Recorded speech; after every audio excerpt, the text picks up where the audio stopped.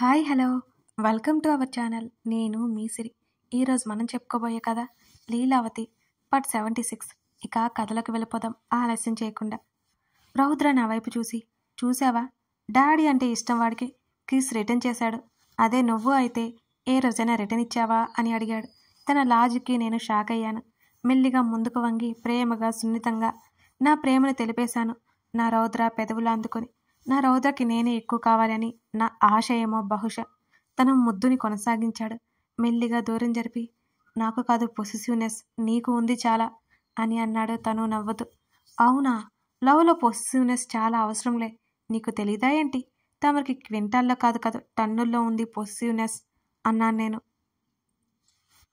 చూడరా కన్నా, మీ మమ్మీ నీ మీదకి కాంపిటీషన్ వచ్చేస్తుంది అని అన్నాడు రౌద్ర నా బుజ్జిగాడికి మరొక ముద్దు ఇస్తూ. వాడు వెంటనే ఒక కిక్కిచ్చాడు. ఓర్ని, నువ్వు కూడానా, ఈ రౌడీ పార్టీయేనా? రౌద్ర జుట్టు చెరిపివేశాను నేను. లిల్లీ, ఏం చేస్తున్నావు అన్నాడు పైకి లేస్తూ.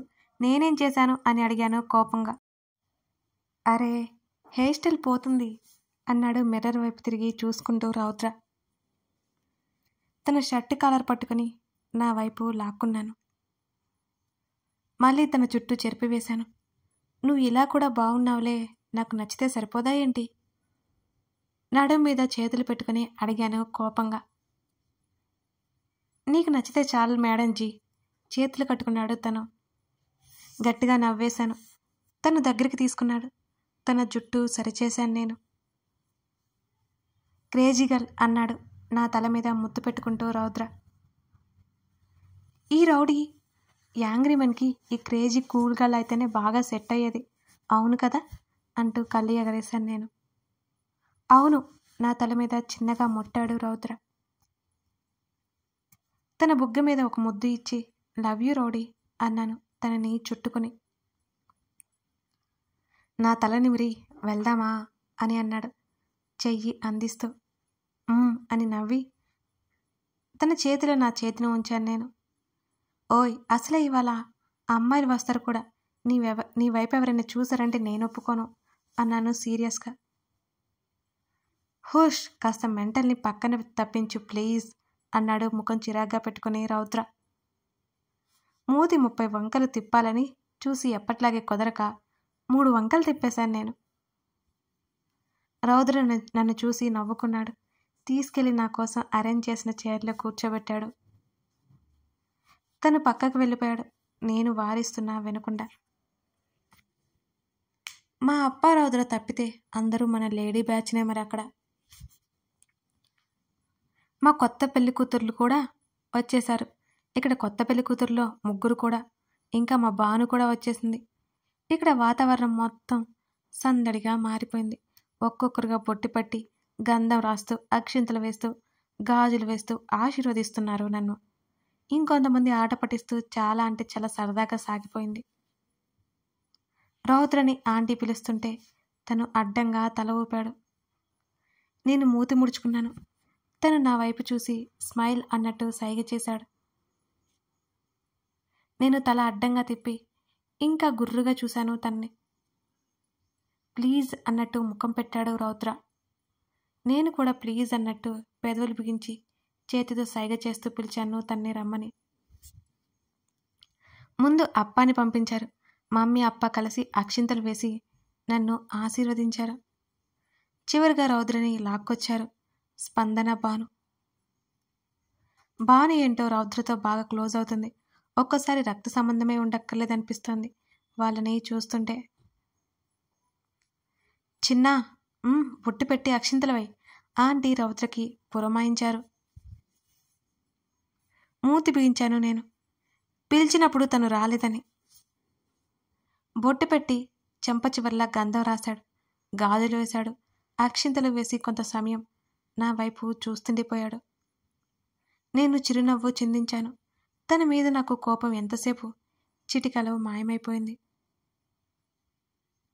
తన పాకెట్లో ఉన్న హ్యాండ్ కీ తీసి నా ముక్కు మీద పడ్డ కుంకుమ సున్నితంగా తుడిచాడు. అలా కళ్ళు మూసుకున్నాను. అక్కడి నుంచి పక్కకు వచ్చేశాడు.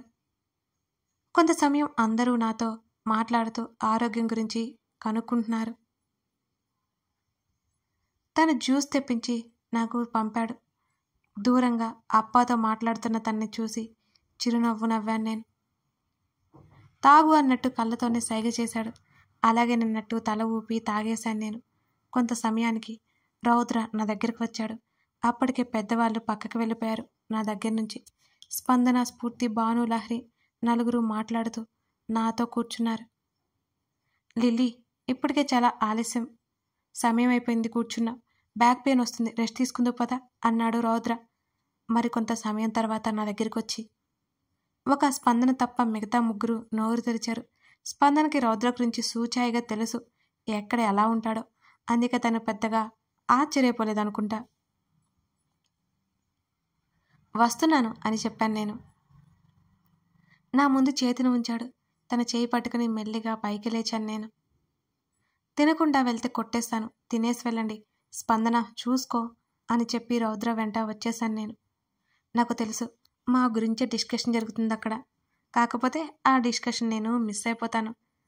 నడవగలవా అన్నాడు స్టెప్స్ వైపు చూస్తూ రౌద్ర. పర్లేదులే, నడుస్తాను అన్నాను తన వైపు చూస్తూ. చుట్టూ చూశాడు. ఎవరి పనిలో వాళ్ళున్నారు. నన్ను 2 చేతులతో ఎత్తుకున్నాడు రౌద్ర. ఎవరు చూసినా తను పట్టించుకోడు.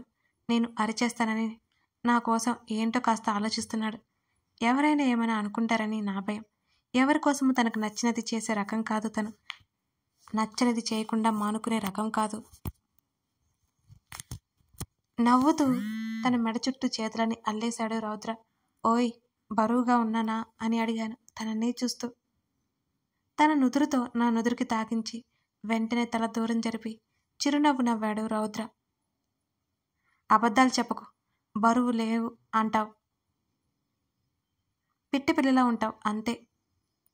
ఇప్పుడు కూడా ఉన్నాడు, కాస్త వెయిట్ ఉంటావు అంతే, పొట్టి బుడంకాయ్ అన్నాడు. అలా అంటే నాకు కోపం వస్తుందని తనకి తెలుసు. అయినా కావాలని నాకు కోపం తెప్పిస్తూ ఉంటాడు ఎప్పుడు మా రౌడీ. ఓయ్, నన్ను అలా పిలవద్దు అని ఎన్నిసార్లు చెప్పాను నీకు? నేనేమి పొట్టి కాదు, నువ్వే పొడుగు అని ఎన్నిసార్లు చెప్పాను నీకు? చిన్నగా తన బొగ్గని కొరికేశాను నేను. అయినా కోతి వేషాలు వేయకు, బుద్ధిగా ఉండు అన్నాడు తను. మరోసారి మూతి తిప్పి ముఖం పక్కగా పెట్టేశాను.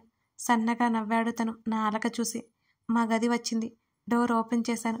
బెడ్ మీద కూర్చోబెట్టి భోజనం చేశాక పడుకో, ఇప్పుడు జస్ట్ రిలాక్స్ అవ్వు అని చెప్పాడు తను. ఆకలి అన్నాను నేను. లోపల నా బుజ్జిగాడు బాక్సింగ్లు చేసేస్తున్నారు. మరి ఆకలికి వాడు కూడా. వీడు నాలాగా ఆకలికి అస్సలు ఉండలేడు. మరి నాకు అర్థమైపోయింది ఆ విషయం. సరే తెప్పిస్తాను అంటూ వెంటనే స్పందనకి కాల్ చేశాడు. కాసేపటికి మా మమ్మీ వచ్చి భోజనం ప్లేట్ ఇచ్చింది. రౌద్ర, అంకుల్ నీకోసం వెయిట్ చేస్తున్నారు, నీతో కలిసి లంచ్ చేస్తారట మా మమ్మీ వచ్చి నవ్వుతూ చెప్పింది రౌద్రతో. నాకు ఎక్కడో తేడా కొడుతుంది. మా మమ్మీ స్వయంగా ఎందుకు వచ్చిందో నాకు అర్థం కాలేదు. ఇంటికి వెళ్ళాలని చెప్పి వెళ్దామని వచ్చిందా లేక ఇంకేదైనా ప్లాన్ ఉందా? దీర్ఘంగా ఆలోచించాను నేను. ఆలోపే అవునా ఆంటీ ష్యూర్ నా వైపు చూసి వెళ్ళిపోయాడు తను. మమ్మీ నా పక్కన కూర్చుని కలిపి తినిపించింది. చాలు చాలు అంటున్నా వదలలేదు. మా మమ్మీ మా రౌద్ర ఒకటే జాతి. హుష్, వీళ్ళ కోపం అలాగే ఉంటుంది, వీళ్ళ ప్రేమ అలాగే ఉంటుంది. అంతా హెవీ అబ్బా వీళ్ళు. శుభ్రంగా నా మూతి తుడిచి, లిల్లీ చీర మార్చుకునిరా, ఇబ్బందిగా ఉంటుంది అని చెప్పింది మా మమ్మీ. అలాగేనని తల ఊపి మమ్మీ చెప్పినట్టే బుద్ధిగా చేశాను. నేను బుద్ధిమంతురాలు కదా, అందుకన్నమాట. మమ్మీ చెప్పింది పొల్లుపోకుండా చేస్తాను. నేను అసలే చాలా చాలా గుడ్ గర్ల్. ఇది బాగా గుర్తుపెట్టుకోవాలి అని నా ఇన్నర్ వాగేసిపోయింది. లిల్లీ నా చేతిని తన చేతిలోకి తీసుకుంది మమ్మీ. చెప్పు మమ్మీ అన్నాను నేను చిరునవ్వులు రువ్వుతూ. 9వ నెల వచ్చింది కదా అంది. అయితే డెలివరీ డేట్ దగ్గరలో ఉంది కదా. అవును మమ్మీ. మా మమ్మీ చేతి మీద చేతిని వేయబోతూ ఆగిపోయాను. ఆలోపు మమ్మీ కొనసాగిస్తూ మన ఇంటికి వెళ్దామా అని అడిగింది. వెంటనే నా చేతిని వెనక్కి తీసుకున్నాను నేను. ఏం చెప్పాలో అర్థం కాలేదు నాకు.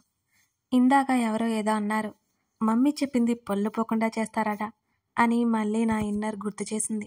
ఇదొకటి నా ప్రాణానికి. రౌద్ర ఏమో పక్కన లేడు. నేను చెప్తే మమ్మీ వినదు, రౌద్ర చెప్తేనే వింటుంది. ఇప్పుడు ఏం చేయాలి నేను? ఆ క్షణం నాకేం చెప్పాలో అర్థం కాలేదు. రౌద్రని వదిలి వెళ్ళాలంటే నాకు చాలా భయంగా ఉంది. నేను రీసెంట్గా ఒక వీడియో చూశాను. అందులో ప్రెగ్నెన్సీ టైంలో బిడ్డను కని ఆ అమ్మాయి చనిపోతుంది. అప్పటి నుంచి నాకు చాలా భయంగా ఉంది. రౌద్రని ఒక్క క్షణం కూడా వదిలిపెట్టలేదు నేను. ఒకవేళ నాకు ఏమన్నా అవుతుంది అని భయమేస్తోంది. రౌద్ర ఉంటే ఆ భయాలేమీ నా దగ్గరికి రావు. నాకు కూడా చావు అంటే నిజంగా భయమే. అదంటే అస్సలు ఇష్టం లేదు నాకు. నా రౌద్రని నన్ను విడదీసేది ఏదైనా నాకు చాలా భయం. అంతే కష్టం కూడాను. లిల్లీ, ఏం ఆలోచిస్తున్నావు? మా మమ్మీ కదిపింది నన్ను. నేను మమ్మీ వైపు చూశాను. వస్తాను అంటానేమోనని ఆతృతగా కనిపిస్తోంది మా మమ్మీ. నేను నోరు తెరిచేలోపు, లిల్లీ కాదనుకో, నువ్వు ఇక్కడ ఉంటే అక్కడ నాకు భయంగా ఉంటోందే. నువ్వు ఎలా ఉన్నావో ఏమోనని కంగారుగా ఉంటుంది. నువ్వు నా దగ్గర ఉంటే నాకే దిగులు ఉండదు. అక్కడైతే నీకు నేను పక్కనే ఉంటాను. కాదనుకో. మా మమ్మీ నా గడ్డం పట్టుకుని బ్రతిమాలింది. మమ్మీ కళ్ళల్లో కనిపించే ప్రేమకు నేను కాదనలేక, చెప్పలేక అటు రౌద్రకి దూరం అవుతానని, అవును అని చెప్పలేక అలాగే బొమ్మలా చూస్తుండిపోయాను నేను. మా మమ్మీ నేను వస్తాను అని చెప్తానని ఆశగా చూస్తుంది. నాకు బాధ వేసింది మా మమ్మీ అలా ఉంటే. కథ కొనసాగుతుంది. ఇంతకీ లిల్లీ తన మమ్మీ చెప్పిన మాటను ఒప్పుకొని వెళ్ళిపోతుందా, లేక రౌద్రతో ఉంటుందా? తెలుసుకోవాలి అంటే లీలావతి తర్వాత భాగం చూడాల్సిందే. కథ నచ్చితే లైక్ చేసి, మీకు ఏమనిపించిందో చిన్న ముక్కలో అయినా కామెంట్ చేయండి. అలాగే సబ్స్క్రైబ్ చేసుకోండి.